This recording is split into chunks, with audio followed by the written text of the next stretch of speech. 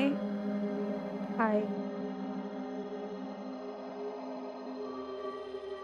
दमलीयस का ग खूप? स्ट्रेस दिसतोय तुझा चेहरा. नाही ग, काही नाही. इशू जेवली का ग? हो, जेवून झोपली सुद्धा. माझी आठवण काढली का ग तिने? मानसी, असं काय विचारतेस? माहित नाही. मानसी, अगं काय झालंय तुला? ईशाला दुसरा आहे कोण? तुझी नाही तर कुणाची आठवण काढणार ती? माहित नाही ग सई. मी ऑफिसला गेल्यानंतर इथे काही घडलंय का?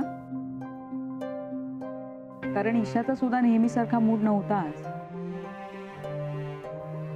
एरवी मी तिला शाळेत आणायला जाते तेव्हा सई मावशी असं म्हणून टुणकन उडी मारून माझ्याकडे येते. आज एकदम शांत होती. बरं, घरी आल्यानंतर शाळेतली एकही गंमत मला सांगितली नाही. गोष्ट नाही, पोएम नाही, काही नाही. आणि एरवी तिला गप्प बस असं सांगावं लागतं. हो का? शेवटी तिला मी विचारलं, इशू तुला शाळेत कोणी मारलं का, ओरडलं का, रागावलं का? काहीच बोलत नव्हती. मग म्हणाली की आम्ही घर खेळत होतो आणि मोठ्या मामाने येऊन घर मोडलं.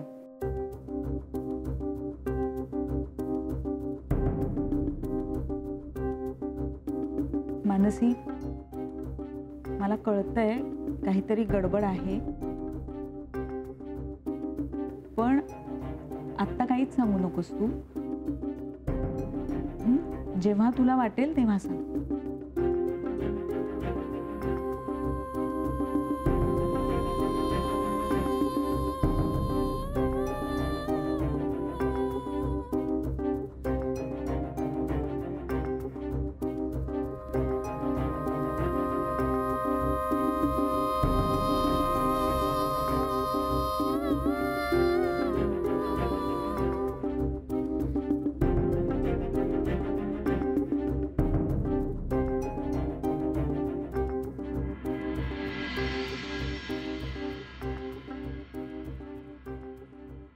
फार वाईट वाटलं असेल नाही ईशाला? हो, तिचा चेहराच पडला होता. ते छत्र्यांचं घर तिला खूप आवडलं होतं बाबा, आणि हिने अचानक तिच्या डोक्यावरची छत्रीच काढून घेतली. ती नाराज होणारच. तुला मागे बोललो होतो ना, हे सगळं असंच होणार. मोनिका हळूहळू मानसीची जागा घ्यायला बघते. मी बोललो होतो तुला, कारण ती ईशा तुझ्याबरोबर रमते. मानसी तर तिची आईच झाली, आणि नेमकं हेच नको आहे मोनिकाला. हो, तुम्ही म्हणाला होता तसंच होतंय. आणि मोनिका हळूहळू ईशाच्या जवळ जायचा प्रयत्न करतीये. तोही कसा? तिला फिरायला घेऊन जाऊन, तिला आईस्क्रीम खायला देऊन. तिला वाटतंय की यामुळे ती ईशाचं मन जिंकेल. सगळं थांबवायला रे आपण. हो बाबा, पण कसं? दुर्दैवाने मोनिका आपल्या आयुष्याचा भाग आहे. आपण असं केलं तर मानसीला सांगू की तू ईशाला घेऊन दुसऱ्या कुठल्या तरी शहरात राहायला जा, इथून दूर. म्हणजे दिल्लीला गेली होती तसं. पण म्हणजे ईशा परत माझ्यापासून दूर जाणार ना. मग तू जा तिकडे राहायला तिच्याबरोबर, क्लिनिक सुरू कर. बरोबर, म्हणजे तू वेगळा राहा पाहिजे तर. हो, पण लोक काय म्हणतील आणि नको नको ते विचार करून नावं ठेवतील बाबा, आणि ह्याचा वाईट परिणाम ईशाच्या आयुष्यावर होईल. हे खरंच आहे म्हणा. समाजाला मान्य असलेली लेबलं तुमच्या नात्याला असतील तरच समाज तुम्हाला सुखाने जगू देतो. आपण एक काम करूया, असं की आपण मोनिकाला घराबाहेर काढूया. तिला सांग तू दुसरीकडे राहा, जागा घेऊन देऊ तिला. जाऊ दे. पण ते इतकं सोपं नाहीये बाबा. तर म्युच्युअल कन्सेंट मागे घेऊन ती या घरात का दाखल झाली? तिला हेच हवंय. तिला इथल्या सुखसोयी हव्यात, ऐशो आराम हवाय, आणि वरून माझी बायको म्हणून विरोधही हवाय. तर तू घटस्फोट दे तिला. केस टाकू कोर्टात, काय होईल ते बघू, तिकडे जाऊ. हो, ते केलं जाऊ शकतं. पण त्याची दुसरी बाजू अशी आहे की कायद्याने ईशाचा ताबा मोनिकाकडे जाईल, आणि मग दुर्दैवाने ईशाला मोनिका सोबत राहावं लागेल. म्हणजे पुन्हा पुन्हा मोनिकाला हवं तेच झालं ना. हे सगळं चांगलंच होऊन बसलंय ना. काय मार्ग काढायचा?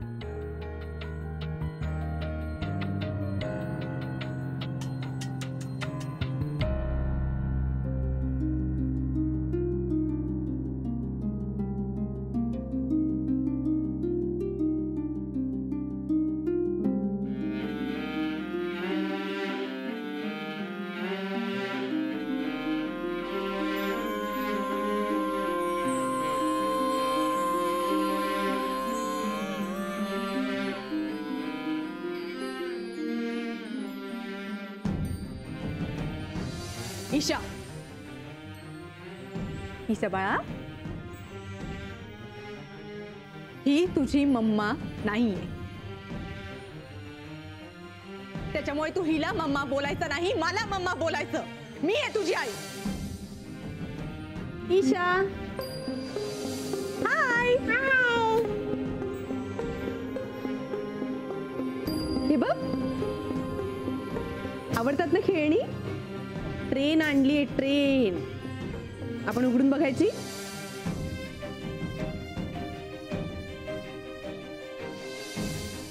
ईशा कुठे आहे? मी तेच विचारणार होतो की ईशा कुठे आहे. काय म्हणजे? अगं म्हणजे मला वाटलं की तू तिला घरी घेऊन आलीस. अरे पण तू पिकअप करायला जाणार होतास ना तिला? बोला ताई, काय हे सगळं? काय अर्थ या सगळ्याला? आता काय केलंय मी माझ्या मुलीला फक्त शाळेतनं पिकअप केलंय.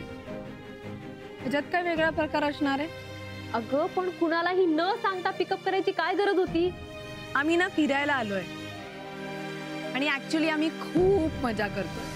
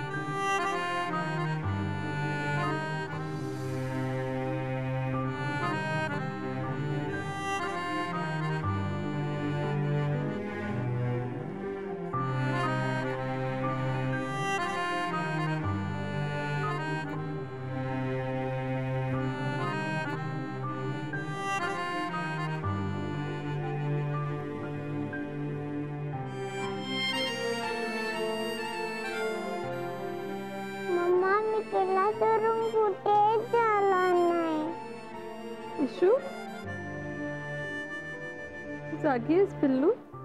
मम्मा मी तुला सोडून कुठेच झाला नाही. ओ बेटा ओ, झोपा.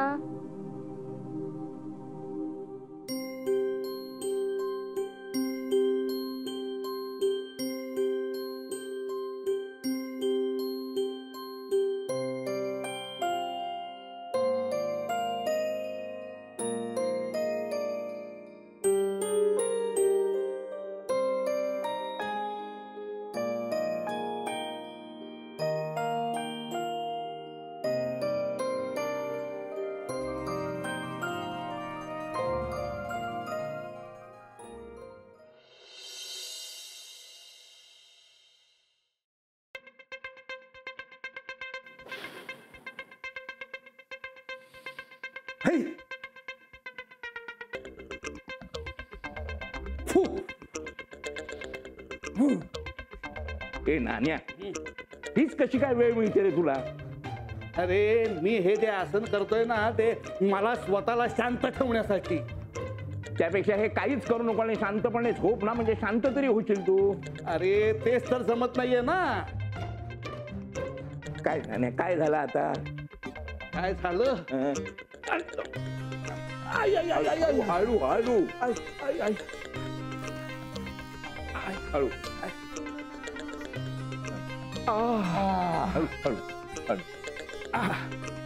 मधू, मला ज्या खटकणाऱ्या गोष्टी असतात ना त्याच्या मुळाशी जोपर्यंत मी जात नाही ना तोपर्यंत मी शांत राहणार नाही.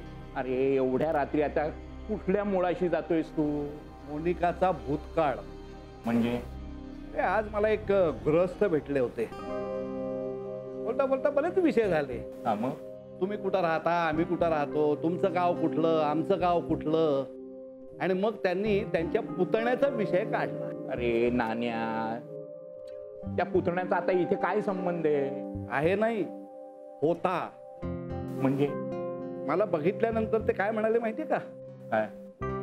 तुम्ही तेच ना, हे तुमचा नातू डॉक्टर आहे, त्याचं त्या देशपांड्यांच्या घरातल्या मुलीशी लग्न झालं.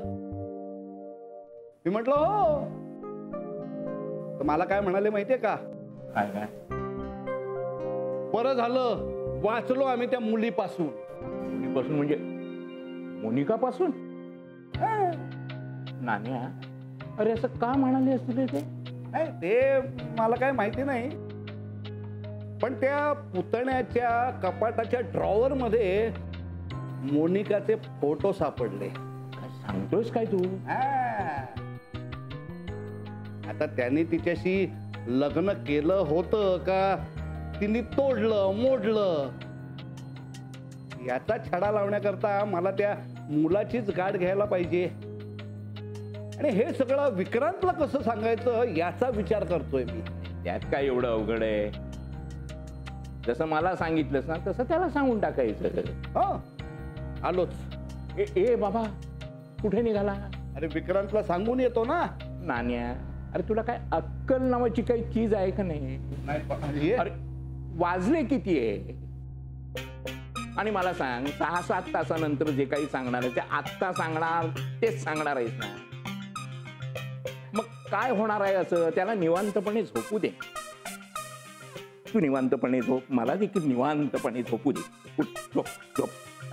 हळू हळू हळू हळू रे बाबा, हळू झोपा. कसले आवाज वगैरे नको. त्यावेळेला भलतं काही करतो. जगाच्या विपरीत याचं काय? शांतपणा नाही.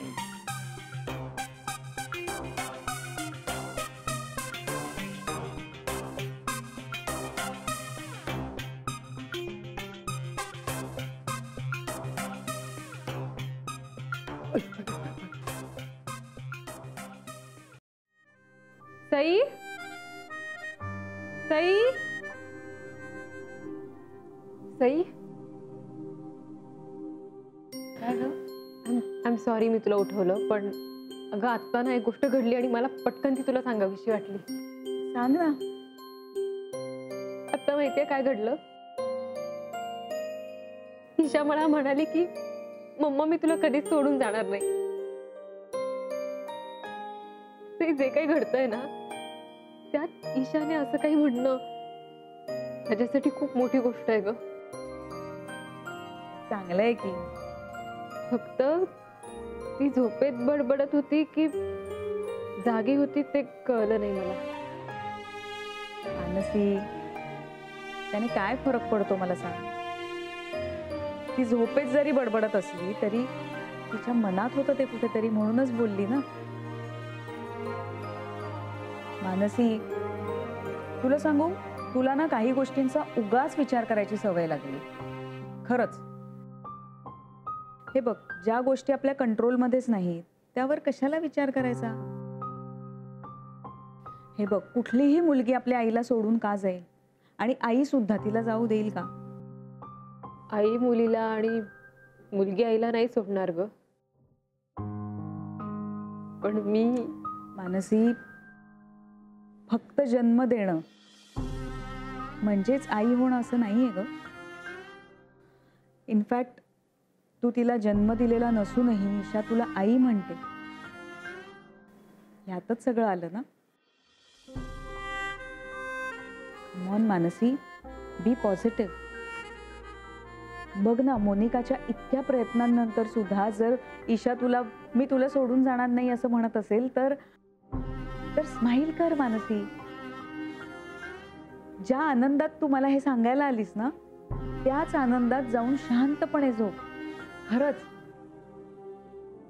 ईशाने तुला खऱ्या अर्थाने गुड नाईट आणि स्वीट ड्रीम्स म्हटले असं समज. Be happy.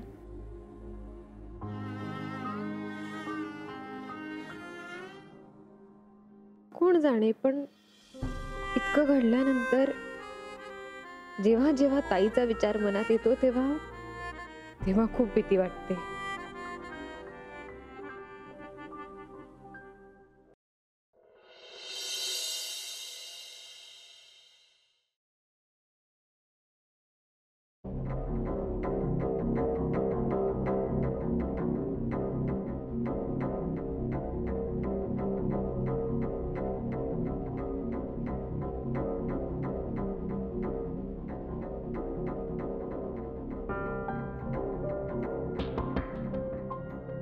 तुला घरात घेतलं नाहीये का घराबाहेर काढलंय?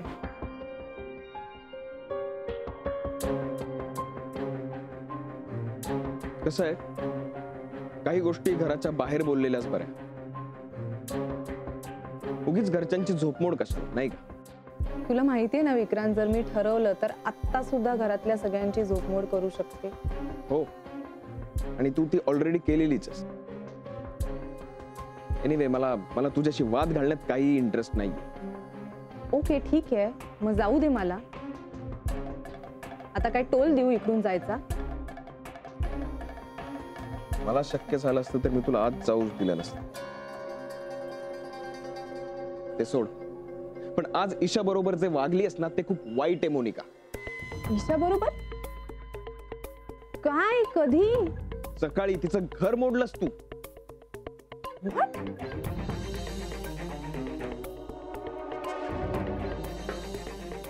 विक्रांत, मी घर मोडलं नाही, मी फक्त एक छत्री बाजूला केलीये. तू एवढं कशाला रिॲक्ट करतोयस?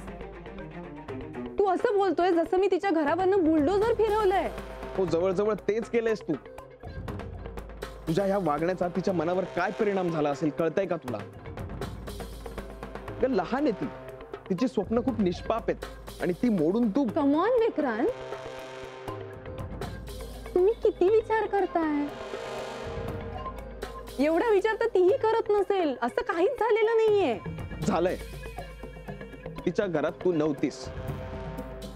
तिचं घर मोडून जबरदस्ती त्यात घुसायचा प्रयत्न केलायस. ओके, मग तिच्या अशा वागण्याचा मला नाही राग येऊ शकत? वाट, अगं तुझं वय काय, तिचं वय काय, काय बोलतीयस तू? अरे वा, म्हणजे तिची इच्छा आणि माझी इच्छा म्हणजे हव्यास. तुम्ही तिचे नातेवाईक आणि मी कोण, शत्रू? हो, तसंच वागली असतो. छत्रीचं का होईना, पण तिचं घर होतं, तिने स्वतः बनवलेलं होतं ते. आणि त्यामध्ये कुणी असावं कुणी नसावं आणि कुणाला निवडायचं हा सर्वस्वी तिचा प्रश्न आहे ना. विक्रांत प्लीज, तू ओव्हर रिॲक्ट करतोय. सॉरी. तिच्या मनावर ज्या गोष्टींचा खोल परिणाम होणार असेल त्या सगळ्यांकडे मी सिरियसली लक्ष देणार, कारण तिच्या मनात काय चालतं ते मला कळतं. Okay fine. मग ज्या गोष्टींचा मला त्रास होतो त्या गोष्टींबद्दल मी फक्त विचारच नाही करणार, तर मला हवं तसंच वागणार. तू डेअर